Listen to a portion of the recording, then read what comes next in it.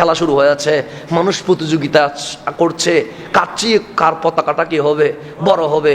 সোনার বাংলাদেশে জন্ম নিয়েছে, আর দেখবেন মিটারের পর মিটার অন্য দেশের পতাকা কি হচ্ছে, উড্ডীন হচ্ছে। এটার চেয়ে বড় লজ্জার কিছু আছে নাকি? নাই তো কোনো লজ্জা। আমাদের একটা লজ্জা হায়া থাকা দরকার।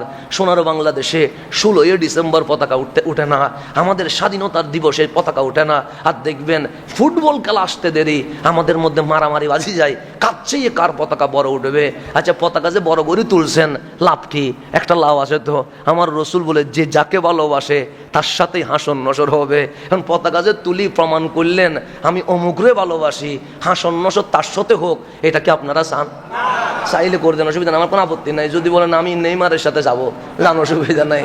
যদি বলেন আমি মেসির সাথে, উনি যেখানে যায় সেখানে যাব, আমার কোনো আপত্তি নাই। আপনি যাইলে আমার সমস্যা কি?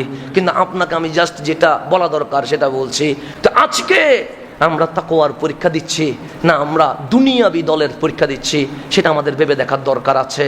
সুতরাং এই যে খেলা সামনে আসছে, দেখবেন এখন এমন ড্রেস পরছি যেটার মাধ্যমে প্রমাণ হচ্ছে মুসলমান এটা কয় নাম্বারে, 2 নাম্বারে, আমার দল এটা কয় নাম্বারে, 1 নাম্বারে। এমনভাবে চুল কাটছি, আমি রসুলের পাককে 2 নাম্বারে দিয়ে দিয়েছি, আমার খেলোয়াড়কে কয় নাম্বারে দিছি, 1 নাম্বারে দিছি। এখন খেলা শুরু হবে, যদি খেলাটা 4টায় হয় দেখবেন সারা রাত জেগে থাকবে শুধু কি দেখার জন্য, খেলা দেখার জন্য। 4টায় খেলা হবে, তিনি বসে আছেন যে আমি কখন খেলা শুরু হবে। কিন্তু ফজরের নামাজে মুয়াজ্জিন বারবার চিল্লায় যে আসসালাতু খায়রুম মিনান নাওম। আপনাকে জাগতে বলে নাই, 4টা পর্যন্ত বসে থাকতে বলে নাই, শুধু বলছে 5টার সময় ঘুম থেকে উঠে কোথায় আসো, মসজিদে আসো।